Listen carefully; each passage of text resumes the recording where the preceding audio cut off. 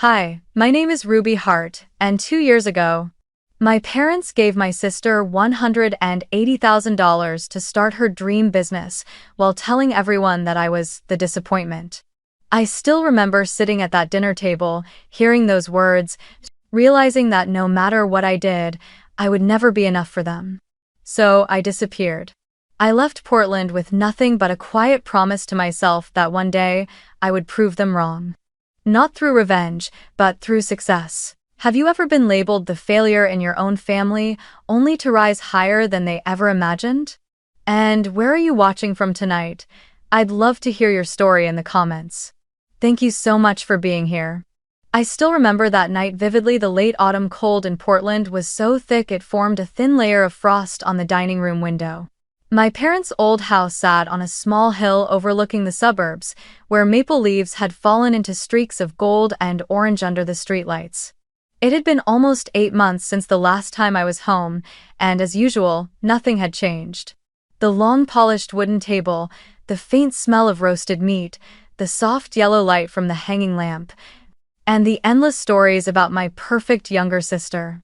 I, Ruby Hart, 30 years old, a marketing specialist living in Seattle, had been invited home for a family dinner after a long time away. I thought it would be a peaceful evening, but I had no idea it would become the moment that changed how I saw my family forever. My mother, as always, led the conversation. She spoke with excitement about Emily, my younger sister 2 years younger, but the pride and joy of the entire family since childhood. "She's so talented," my mother said, setting her soup spoon down proudly. "We just transferred her $180,000 to start her own beauty brand. Emily says her idea is going to explode." I froze mid-cut, my knife hovering over the steak, thinking I'd misheard. $180,000. I looked toward my father. He was calmly spooning mashed potatoes, as if that amount of money was nothing. I asked softly, keeping my voice steady, "What about me?" The air at the table suddenly grew heavy. My father looked up, his eyes cold and hard as steel. He let out a faint, dismissive laugh, the kind that carried both pity and certainty. "You?" he said, pausing just long enough to let the silence sting.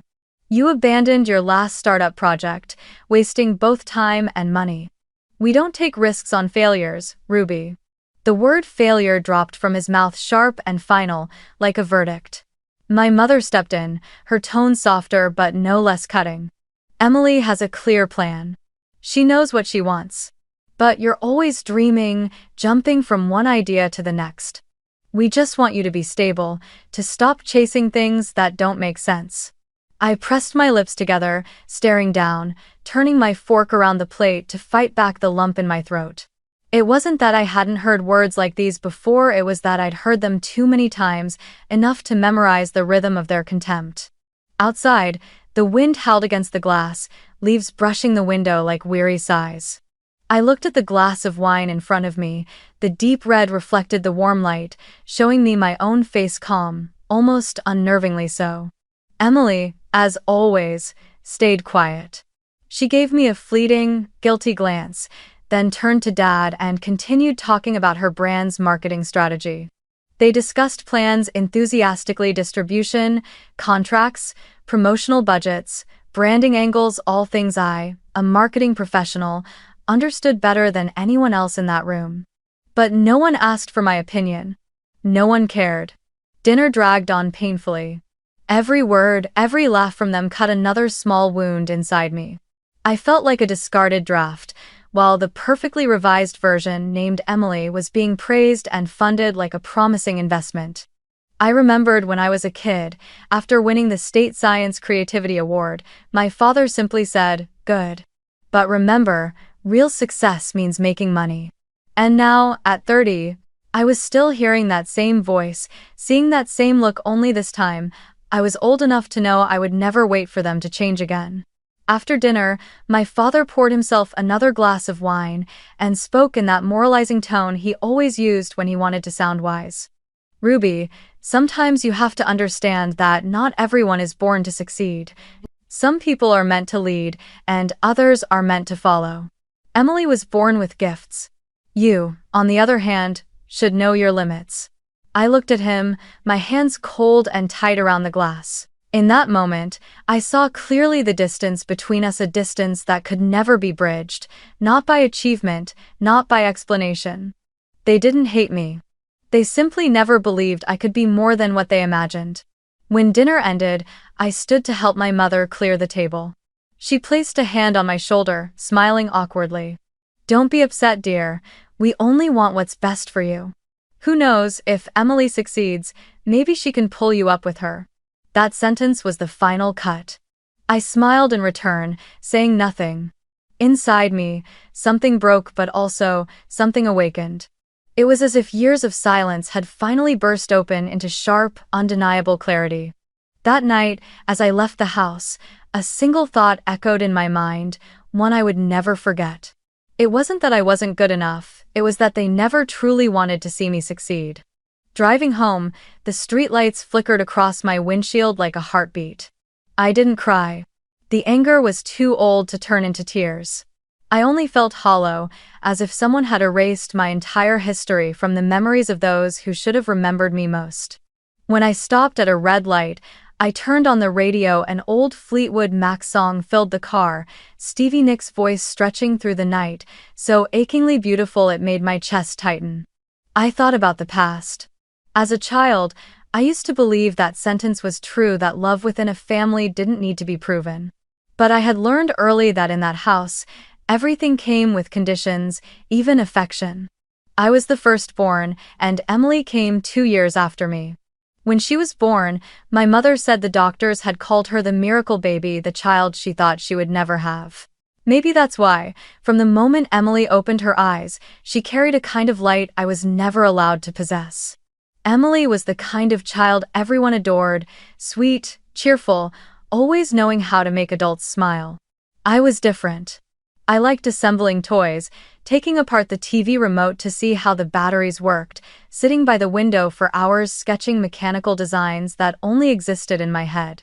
When guests came over, Mom always called Emily out to greet them, while I was usually reminded, "Don't just sit there like that, at least try to smile, look normal." I tried. But every time I forced a smile that hadn't yet become real, she would already look away and sigh. My father was a man of harsh practicality. He worked as the chief accountant for a construction company and only believed in things that could be measured. Money, achievements, reputation. He never understood the joy I felt when creating something purely out of curiosity. I remember when I was 14, I built a small desk lamp powered by solar energy using old components I found at an electronics market.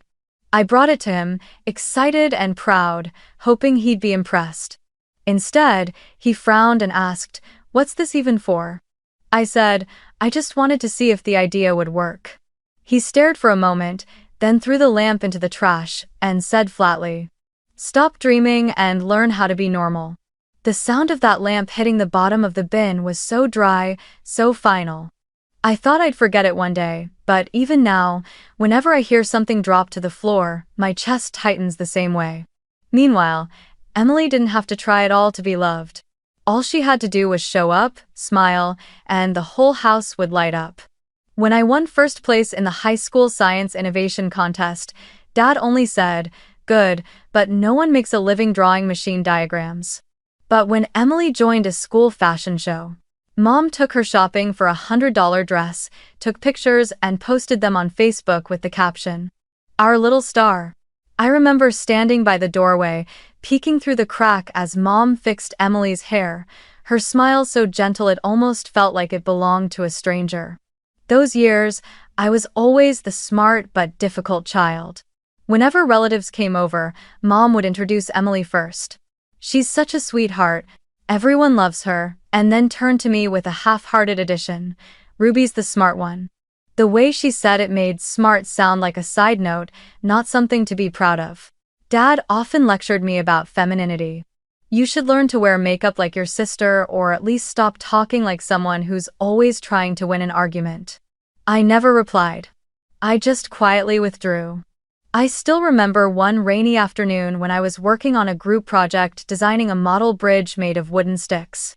I spent hours calculating angles, gravity distribution, and the strength of each beam.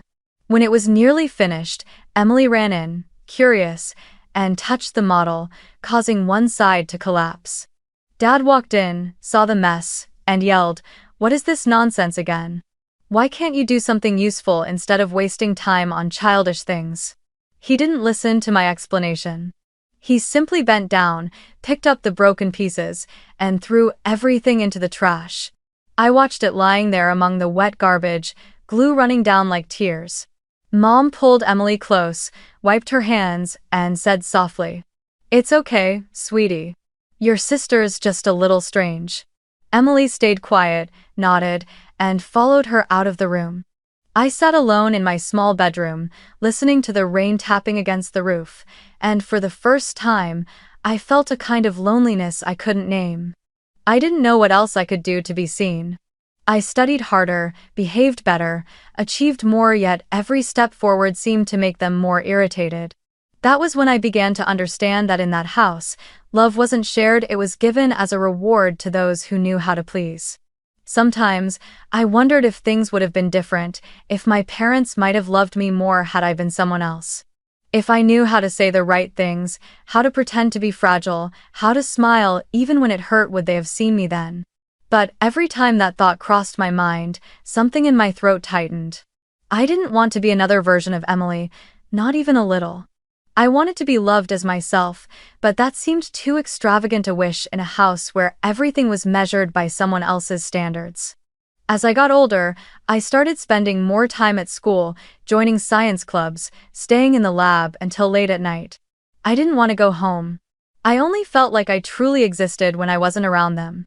Once, my teacher told me, "You have a remarkable mind, Ruby. Don't let anyone make you doubt that." I smiled but never told anyone about it, because I knew that if my parents heard, they'd only respond, "Being special doesn't pay the bills." I left Portland the summer after I graduated from college.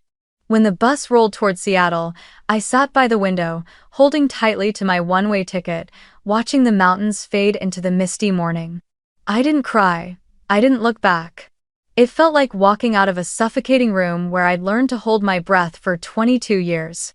Seattle greeted me with the scent of rain, city lights glimmering over the surface of Puget Sound, and an air that felt both unfamiliar and full of promise.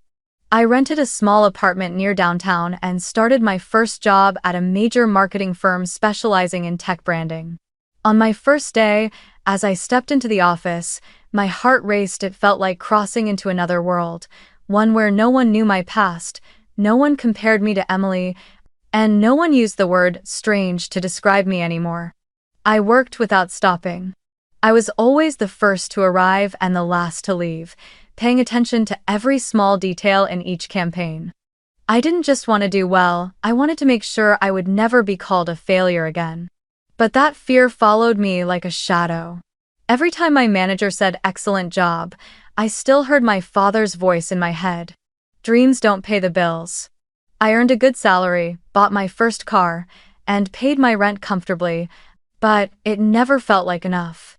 I lived in a state of half confidence, half insecurity, as if every success I achieved was temporary, and one day, someone would expose me as not being as capable as they thought.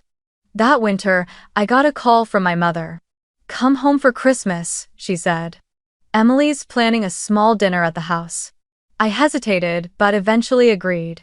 I thought maybe I was grown enough now, strong enough not to be hurt by the same old things. But when I walked into that house, everything was exactly the same except for me.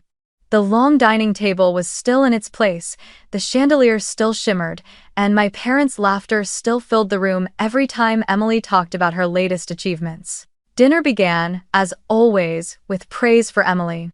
"She's so smart, so visionary, so bold," my mother said. I sat quietly, cutting my chicken into small pieces, trying to keep my face neutral. Mom asked me a few polite questions about work, but when I started talking about a recent ad campaign I had managed, she interrupted. "Oh, Emily's working with her own marketing team now too. You could learn a few things from her, might help your career." I smiled and nodded, hiding the sting that spread through my chest. I was used to being overlooked, but what exhausted me most was that they didn't even realize it, or worse, they thought it was normal. Halfway through dinner, my father suddenly asked, his voice calm and businesslike. "So, when will you have a real career like your sister?" I looked up at him. It wasn't the first time I'd heard that question, but this time I realized he wasn't asking to know, he was asking to remind me of my place. The one who was behind. The one who wasn't enough. I smiled faintly and said quietly, "I'm building it, in my own way." He laughed, a dry, hollow sound echoing through the warm, candlelit room. "Don't fool yourself, Ruby. Dreams don't pay the bills." The words hit me like a cold stone. I didn't react, didn't argue. I just looked at him, the man who once meant the world to me, the man I used to believe would be proud if only I were good enough. But his eyes were the same as always, untouched by belief. Emily placed a gentle hand on his shoulder and said softly, "Come on, Dad. She'll be fine someday." The word fine, coming from her lips, sounded like pity for someone hopeless. I just wanted to leave. That night, as snow began to fall thinly across the yard, I stood alone on the porch. From inside came the sound of Christmas music, laughter, and the smell of freshly baked waffles. Everything looked beautiful, warm, and perfect except for me, the one person who didn't belong in the picture. I looked up at the gray Portland sky, wondering why I kept coming back to a place that hurt me so deeply. Maybe it was because some part of me still hoped that one day they would finally see me as an adult, not as Emily's unfinished draft. But that night, I knew I was wrong. Driving back to Seattle, I crossed the Fremont Bridge, the city glowing faintly through the mist ahead. I turned on the radio, but I didn't really hear anything. All that echoed in my mind was my father's voice. "We don't take risks on failures." And that sentence became the fire I carried with me for the years that followed, not to prove him wrong, but to prove that I existed, even when they refused to see me. That was the last time I ever sat at their dinner table. A month after that dinner, Seattle sank into its coldest winter in years. The sky was a dull gray, like a heavy blanket pressing down on everything, and the wind that swept through the skyscrapers sounded like the city itself was sighing from exhaustion. I still went to work as usual, carrying my cup of hot coffee and a fragile hope that things would somehow be okay. But that morning, the air in the conference room felt different, tense in a way that made my stomach tighten. On the table were white envelopes, and my boss, usually calm and composed, looked weary for the first time. "We have to make some cuts," he said, his voice low. "The economy's been rough, Ruby. No one wanted this. You're one of the employees being affected." I heard those words like snow falling onto the ground, soft, but cold enough to freeze me completely. I sat still, not crying, not speaking, just staring at the bold letters on the paper before me. Termination of employment.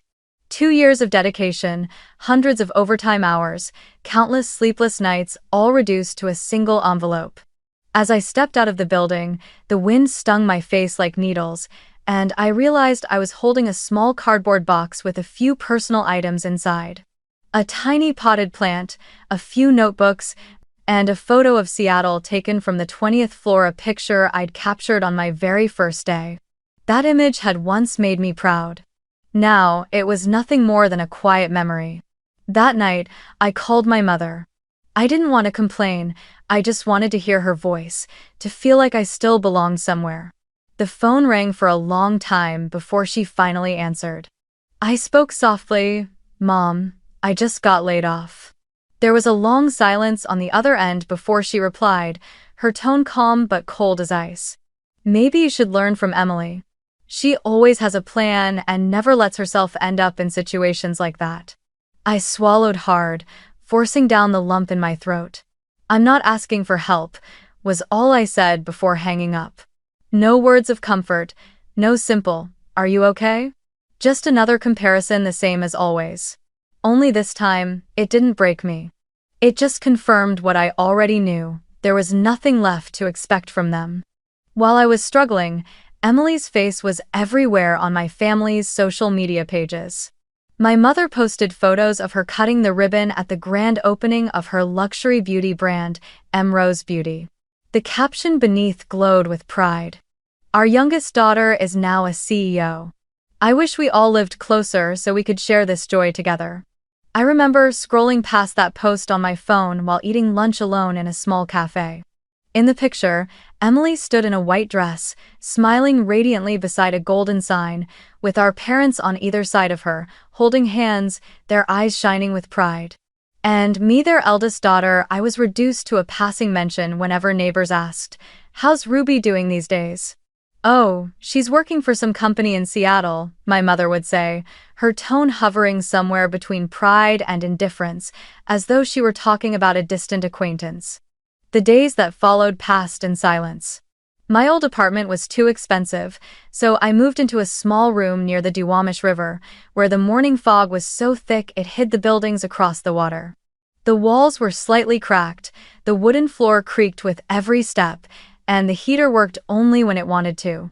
I lived off my remaining savings, ate instant noodles, drank cheap coffee, and spent most of my time staring through the fogged-up window. Every night, I woke up in the dark to the distant rumble of freight trains, their yellow lights sweeping briefly across my curtain like wandering ghosts of another life. That was when I began to rewrite everything, not just my career plans, but my entire life. I opened my laptop, created a new file named Reset2020, and started listing 3 columns. What I want, what I need, what I will never accept again. The first thing I wrote under never accept again was disrespect from those who were supposed to believe in me. Writing that sentence made it easier to breathe. I remembered my father once saying, "The world doesn't wait for the weak." He was right, but what he never understood was that weakness isn't failure. Weakness is where self-understanding begins. Every morning, I woke up early and walked along the riverbank, watching my breath rise in the cold air. I told myself, if no one believes in me, then I will believe in myself. I started reading books about business, learning new digital marketing skills, and taking on small freelance projects just to keep my rhythm going. Some days I earned a few $100s, some days nothing at all. But strangely, I didn't feel hopeless. I felt as though I was peeling away the layers my parents had wrapped around me, the layers of expectation, fear, and the belief that I was never good enough. In the months that followed, my life unfolded quietly in that small room by the Duwamish River, where the glow of the streetlights reflected through the fogged window each night. I no longer had an office to go to, no colleagues, no boss, no meetings where your worth was measured by the number of slides in a presentation. It was just me, an old laptop, and the sound of the keyboard tapping steadily like a heartbeat. I started taking small online contracts in digital marketing, writing content, optimizing campaigns, designing ads for small businesses. It wasn't much money, but it was enough to live on, enough to remind me that I still mattered. On long nights, when the city slept, I sat in front of the glowing screen, my eyes burning, a cold cup of coffee by my side. I worked until 3 or 4 in the morning, learning how to reinvest every small amount I earned. There were times I thought I couldn't go on. The exhaustion, the loneliness, and the rain outside my window made everything feel heavy. But then I would remember my father's condescending stare, his words, "Dreams don't pay the bills," and that pain became fuel. I told myself, if dreams don't pay the bills, then I'll build a company that makes sure they do. One evening, while browsing freelance forums for new projects, I stumbled upon a post by someone named Liam Cooper, a tech specialist and former software engineer for a major startup in San Francisco. He was looking for a marketing collaborator for an experimental app development project. I sent in my portfolio, not expecting much, but a day later he replied, "I like how you present ideas. Do you have time to talk?" We met for the first time at a small cafe near Union Lake. Liam was nothing like the people I'd known in the industry, not polished, not overly talkative, his eyes deep and calm, like someone who had seen enough failure to no longer need to prove anything. When I told him I'd been laid off, he just nodded and said, "Most real beginnings start with what we think are endings." That sentence hit me harder than any comforting words ever could. After a few weeks of working together, we realized we were on the same wavelength, both passionate about creativity, both allergic to pretense, and both believing that a person's true value didn't need a last name attached to it. One night, as we worked late at the cafe, Liam looked at me, half joking, half serious, and said, "Ruby, why don't we build our own platform? A company that doesn't rely on identity, only on capability." I looked up and smiled. "An anonymous company?" He nodded. "Exactly. Let the world see the results, not the people behind them." That idea was like a spark flashing through the darkness I'd been living in for months. We began sketching out the plan. I handled the branding strategy, while Liam built the technical foundation. After countless late nights of debating, testing, and refining every small detail, we finally chose a name: Nova Dynamics. Nova meant a star that burns brightest after the dark. The logo was just a single small star against a black background, symbolizing light born from failure. I decided to hide my real identity. No longer Ruby Hart, the name that carried all the weight of my parents' judgment. I signed every contract and sent every email under the name R. Hart. No one knew who I was, not my gender, not my age, not my past. They only knew that someone by that name worked precisely, efficiently, and always delivered on time. For the first time, I was being valued purely for what I could do, not for the family name I carried. Nova Dynamics started small, just 2 people and a makeshift desk.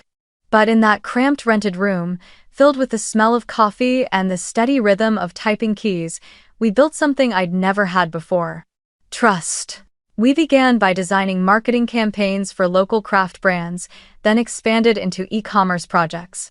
One successful campaign led to another, and soon, clients began whispering about the mysterious team from Seattle. I remember one night, while we were reviewing our first profitable revenue report, Liam looked at me, a quiet smile lighting his face under the blue glow of the screen. "See," he said. "It's just a small light now, but it's growing." I nodded, unable to speak. My throat tightened as I realized I was finally living days that meant something: no more fear of comparison, no more dread of being dismissed. I didn't need anyone's validation anymore. The results spoke for themselves. In the 6th month, Nova landed its first major contract, a deal worth over $120,000 with an online retail chain in California.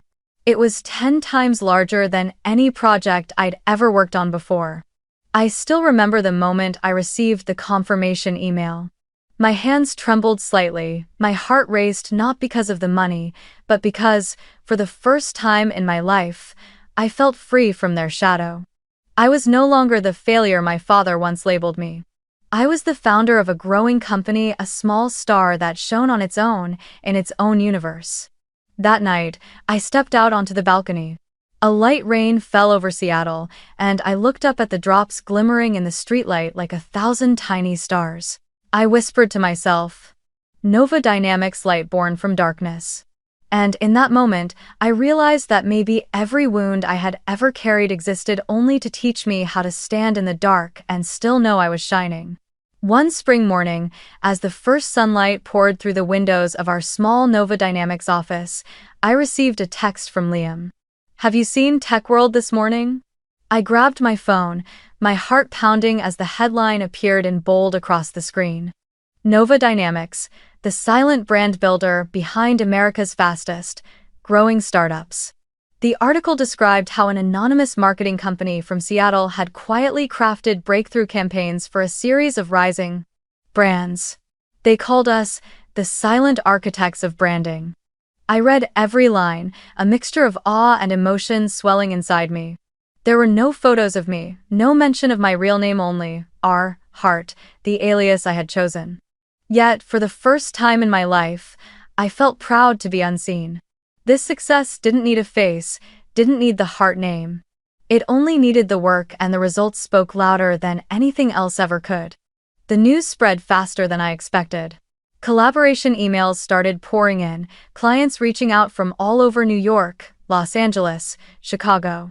Liam walked into the office, tossed a magazine onto the table, and grinned. "We've officially stepped into the light in our own way." I looked at the cover, at the small Nova star shining against the black background, and whispered, "Light from darkness, finally seen." Work tripled. I was so busy I lost track of time. Days were for client meetings, nights for strategic planning. I didn't know what kept me going anymore, adrenaline, maybe, or just coffee. But deep down, I felt peaceful. The kind of peace that comes when you know, for once, you're exactly where you're meant to be. One late evening, while reviewing the revenue dashboard, a social media notification appeared on my screen. A new post from Ruby Hart. I hadn't planned to open it, but my eyes moved on instinct. There she was, the same radiant smile, the same confident pose under the caption. Emro's beauty is expanding to California. Thank you, Mom and Dad, for always believing in me. Couldn't have done it without you. The post had thousands of likes. Beneath it were comments like, such an inspiring young CEO. What an amazing family. I stared at the photo for a long time. Not out of jealousy, but because I realized nothing had changed. It was the same play, only on a bigger stage. I didn't blame Emily. She wasn't the writer of this script, my parents were the directors. They always needed someone to be proud of, and someone to diminish. Emily was their pride, I was their comparison. But for the first time, instead of feeling hurt, I felt calm. I finally knew who I was becoming, and that meant I no longer needed their validation. A few weeks later, I received a financial report from Nova's market research team. Among the list of beauty brands seeking restructuring partners, one name stood out: Emrose Beauty. I read every line carefully. Revenue down 37% over 2 quarters, nearly $400,000 owed to suppliers, and an urgent search for a strategic investor to maintain operations. I sat in silence. My first emotion wasn't satisfaction, it was something deeper, quieter, like hearing an echo from the past finally returning to you. Liam walked in, set a cup of coffee on my desk, and said slowly, Emrose is looking for a strategic partner. If we want to expand into the beauty sector, this is a solid opportunity. And if we acquire it through a subsidiary, they'll never know it's you. I looked up at him. There was no curiosity or cheap thrill in his eyes, only the calm certainty of someone who believed that the right actions carried their own weight. I didn't speak for a long time. Memories flooded back: that dinner where my mother said they'd transferred $180,000 to Emily, my father's cold stare as he called me a failure, and the laughter that followed when they called Emily the little CEO of the family. I took a deep breath. A part of me wanted to walk away, to keep moving forward without ever touching that world again. But another part, the one that had been dismissed, belittled, called a mistake, whispered, it's time to let the truth speak for itself. I looked at Liam, a faint smile forming on my lips. Let's do it, I said. But not for revenge. Let the truth speak for us. He nodded, and that was how it began. Liam established a subsidiary called Aita Ventures, a perfect cover for the acquisition. My name appeared nowhere in the paperwork.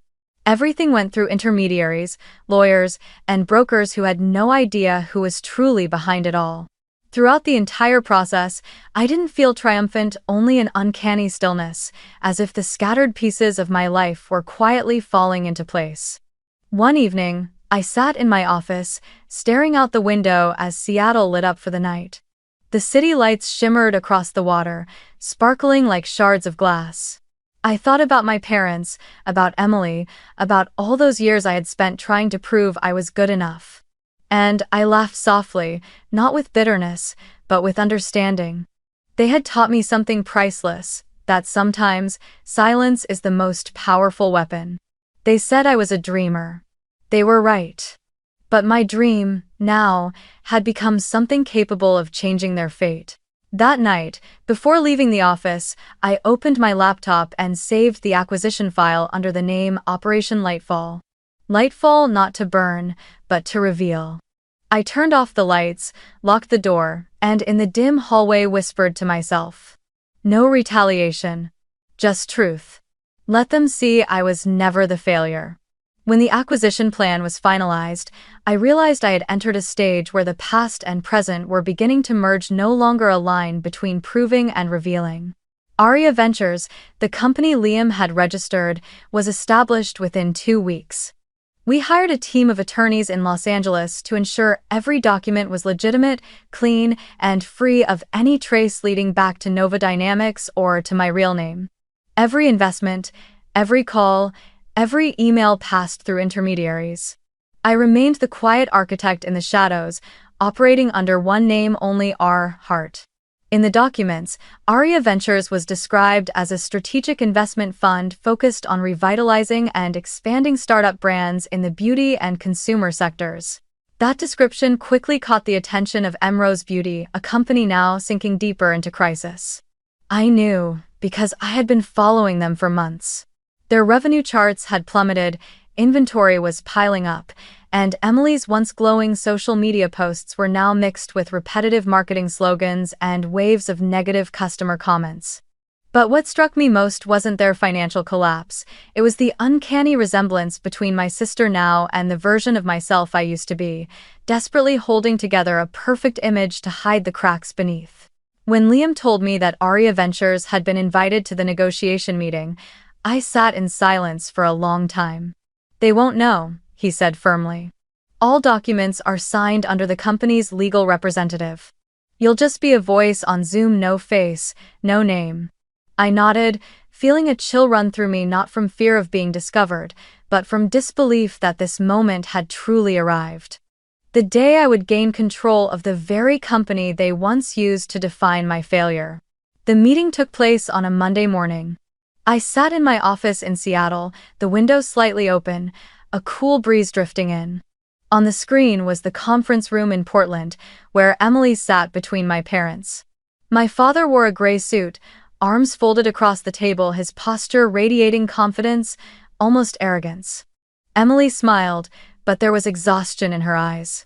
"We're very excited about this potential partnership with Aria Ventures," she said politely, then added, "Our company has great potential, it just needs the right push at the right time." I stayed silent, letting the synthesized voice speak for me. "We believe in the vision of Emrose Beauty," the artificial voice said evenly, emotionless. "With the right investment and guidance, this brand can come back stronger than ever. Our proposal is to acquire 70% of the company's shares. In return, Emrose will retain its brand name, while the executive team will continue to operate under the advisory of Aria Ventures." I saw my father tilt his head slightly, his eyes lighting up. He turned to my mother and whispered, "Finally, someone recognizes Emily's potential." Then he looked directly into the camera, his tone brimming with pride. "Excellent. We only want what's best for our daughter's company. Emrose was built with love and dedication from our whole family." I suppressed a quiet sigh. Love and dedication, words they had never once used to describe anything about me. Emily nodded, relief flickering across her face. "If Aria Ventures truly believes in us, I'm ready to cooperate. We just need someone strong enough to help Emrose rise again." Her voice trembled slightly, as if she knew this was her last lifeline. I wanted to tell her that I understood that desperate, fragile hope of holding on to something before it slips away, but I couldn't. All I could do was stay silent, watching them through the screen like someone both observing and rewriting a film from the inside. When the final contract appeared on the screen, I signed R. Hart with my digital signature. The cursor hovered, then a single click echoed through the quiet room, simple, swift, and yet as heavy as the closing of a chapter that had defined my entire life. In that instant, I became the new owner of Emrose Beauty, the company they once hailed as the pride of the Hart family. None of them in that meeting room knew that behind the nameless, mechanical voice was the daughter they had once called a failure. After signing, Liam sent a message. "Done. We own 70%. Congratulations, boss." I stared at those words for a long time. There was no thrill, no satisfaction, no surge of victory, only an odd, deep quiet spreading through me. I stood up and walked out onto the balcony. The Seattle sky was heavy with clouds, the wind cutting cold against my skin. Below, the traffic moved steadily, and I suddenly understood with absolute clarity that all my efforts had never been about revenge, they had always been about freedom. A few days later, Emrose Beauty released a public statement. "We are proud to announce our strategic partnership with Aria Ventures. The accompanying photo was posted across social media, Emily standing between our parents, shaking hands with the supposed lead representative of Aria, a man they believed was the one in charge. 3 months after the acquisition was finalized, Emrose Beauty, once celebrated as the pride of the Hart family, entered what the press called its transition phase. On paper, it was just a normal restructuring after new investment. But inside, everything changed in ways Emily could never have imagined. Meetings were no longer held in her Portland headquarters but conducted remotely, coordinated entirely by Aria Ventures. Every major decision from marketing campaigns and distributor contracts to new product launches had to be approved by one person listed in the system as R. Hart. At first, Emily assumed the name belonged to a mid-level executive from the parent company, perhaps a professional consultant hired to oversee the transition. But over time, that name began to appear everywhere in every email, every memo, every document she received. And whenever she tried to make a decision on her own, a reply from R. Hart always came swiftly, polite yet firm, ending with the same short sentence. Let's focus on sustainable strategy, not emotional choices. Hi. That sentence drove Emily crazy. She had always been used to leading freely, to being praised and admired, so having every move monitored made her feel like a prisoner inside the very company she'd built. More than once, she complained to her father. They call themselves partners, she said bitterly, but it feels like they've stripped away all my authority. Her father, Richard Hart, simply replied, "You need to learn how to cooperate. They're the ones who saved your company. When people invest money, they earn the right to speak." Emily fell silent, but inside, frustration was boiling.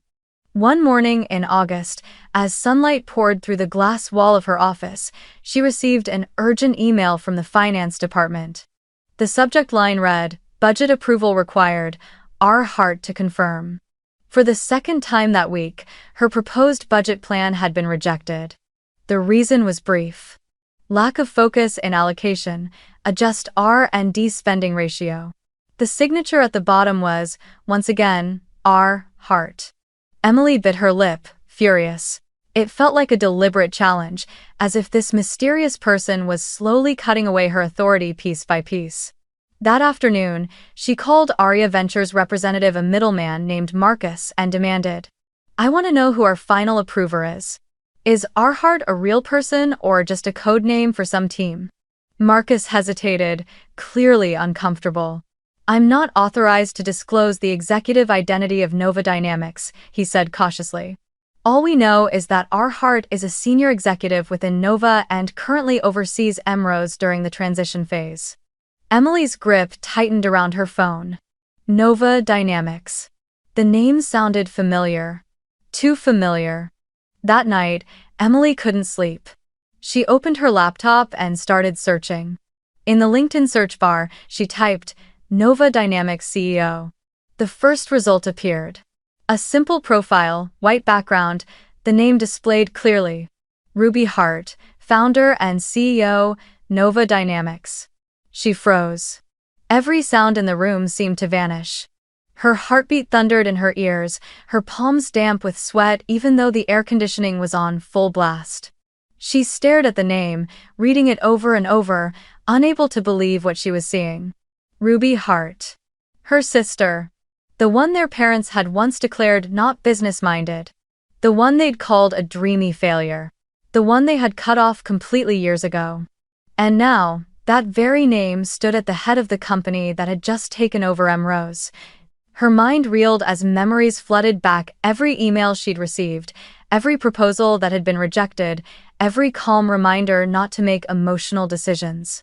The writing style was unmistakable, concise, direct, but with an odd warmth underneath. How had she not seen it sooner?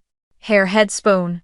Images from the past came rushing in, her parents constantly comparing the two of them, the teasing remarks she used to laugh along with.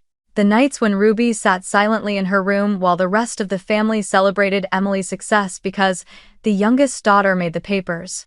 She felt herself drowning in a wave of guilt. Ruby had done all of this?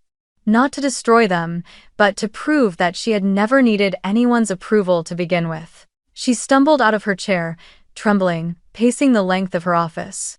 Her hand gripped the phone tightly as she dialed her father's number. The line rang a few times before his calm, composed voice came through. "Sweetheart, what's going on?" He still sounded so sure of himself, so certain that everything was under control. Emily had to take a deep breath to stop herself from breaking down. Dad, you need to see this. Now, she shouted, her voice shaking, her heart racing. The company, the one that bought Emrose, it's Ruby, Nova Dynamics belongs to her. There was a long, suffocating silence on the other end. Then came the sound of a chair scraping, her father rising abruptly. "What did you just say?" "It's her, Dad. Our Hart is Ruby Hart. She's the one behind everything." In that instant, Emily understood she was no longer the golden child her parents once adored. She was simply a character in a story someone else had rewritten with the same quiet strength they had once mocked. And somewhere, in an office in Seattle, Ruby Hart watched the screen light up with the notification.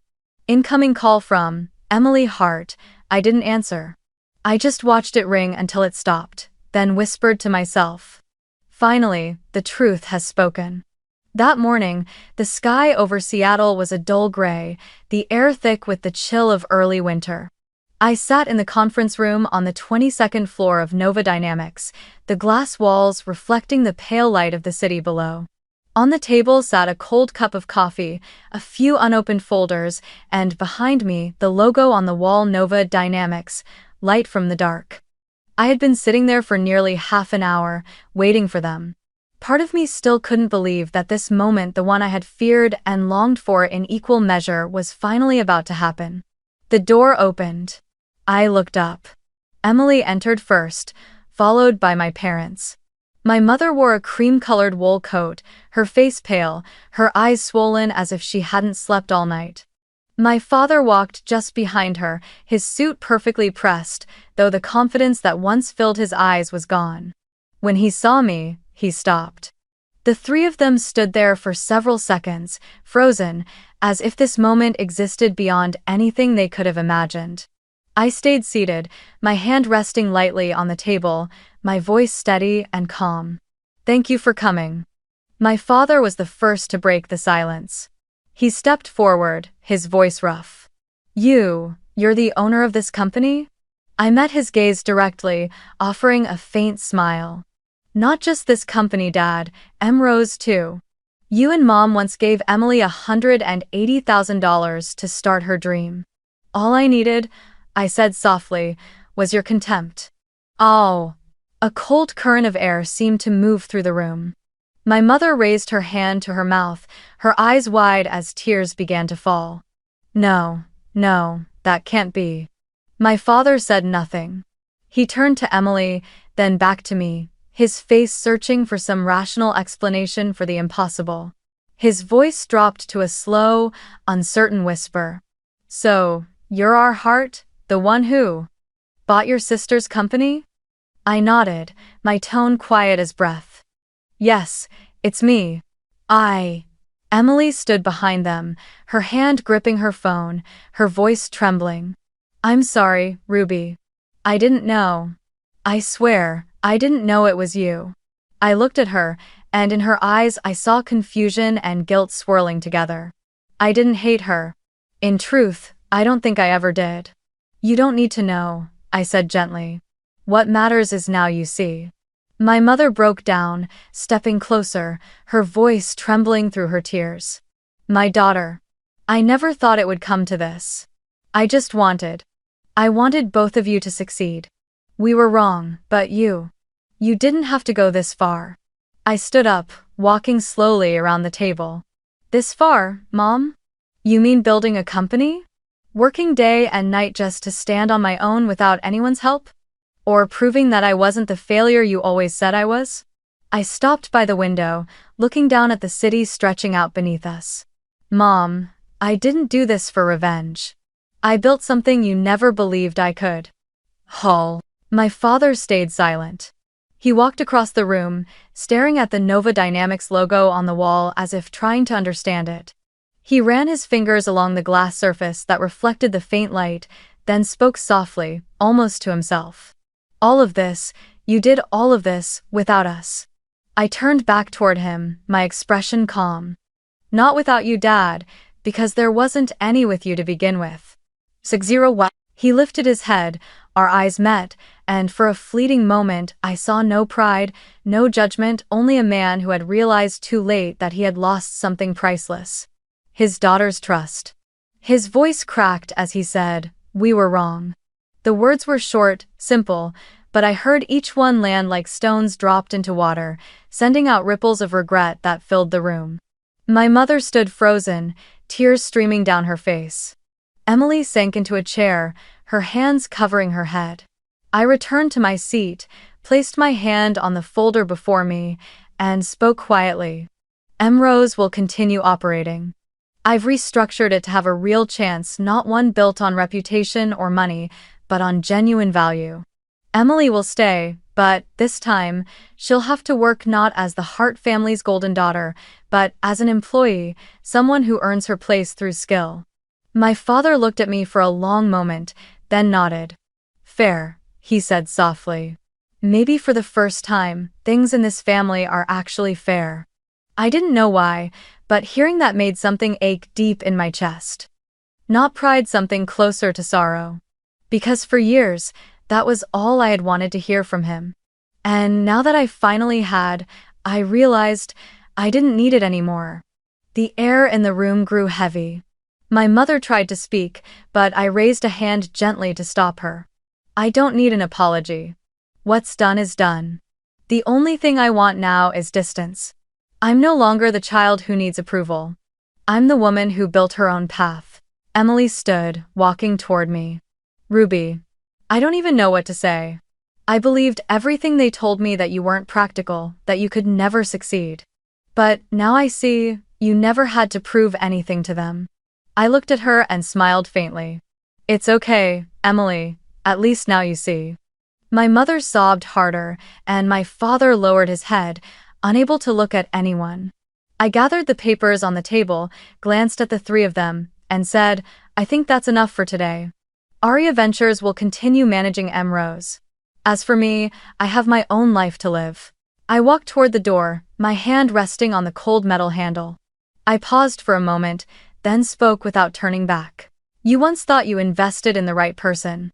Maybe you did, but the truth is, I was the one who invested in myself. 1. I stood still in the hallway of Nova Dynamics, listening to the echo of my own footsteps blending with the slow, steady rhythm of my heartbeat. The conference room door had just closed behind me, leaving the three people I had spent my entire life trying to make proud now sitting in silence, surrounded by the fragments of memories that would never be whole again. I didn't feel triumphant. I didn't feel joy or victory. Only a lightness, faint as a breath, the feeling you get when you finally set down a weight you've carried on your back for 10 long years. I hadn't sought revenge. I had only done the one thing I had always wished they understood. Fairness. When my father asked, what do you plan to do with Rose? I answered simply, my voice calm. The company will continue to operate. But from now on, it will be run with fairness, not privilege. I didn't need to destroy what they loved.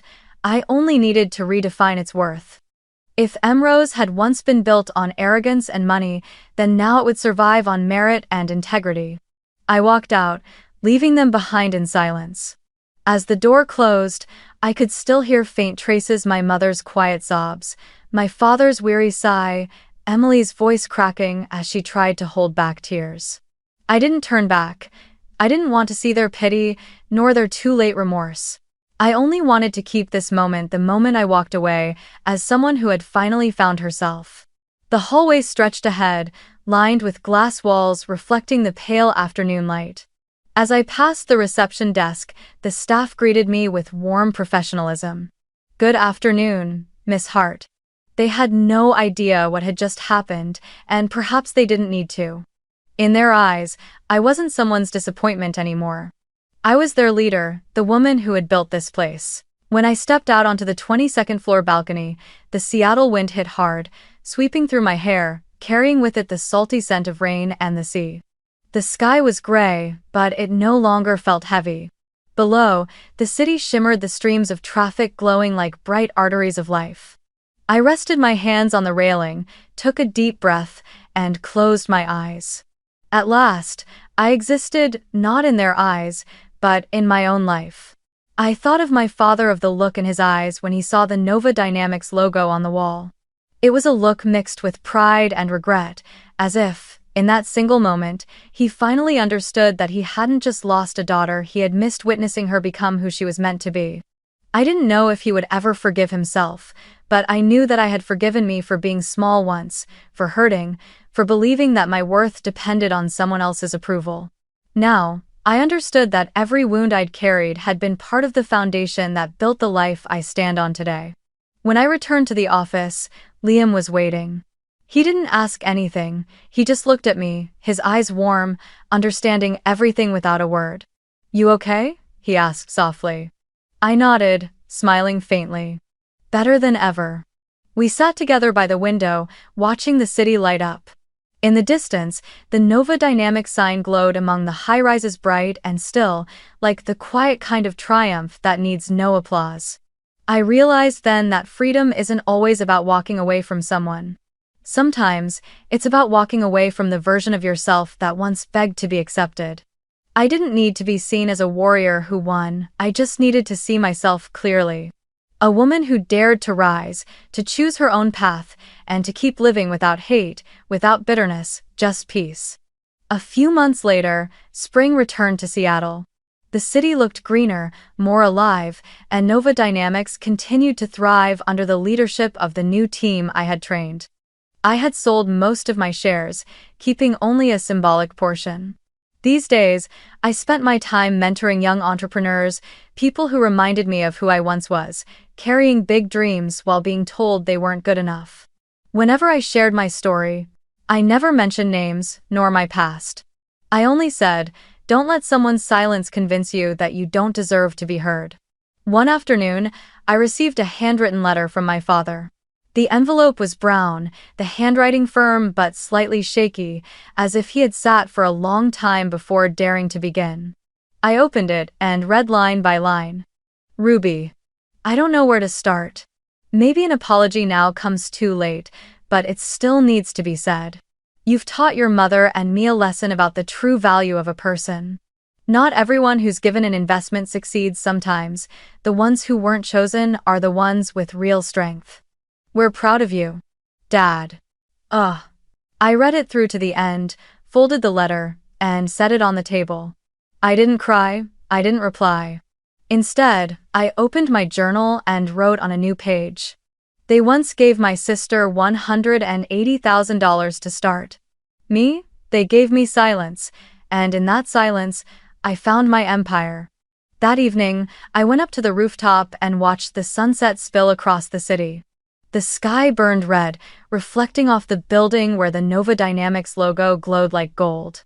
The wind carried the faint sound of waves from afar, brushing through my hair as I whispered a quiet farewell to the past. Sometimes, you don't need to make them regret it, you just need to make them realize you never needed them to win. I smiled. The sun sank behind the skyline, and in the fading light, I saw myself peaceful, free, and, finally, enough.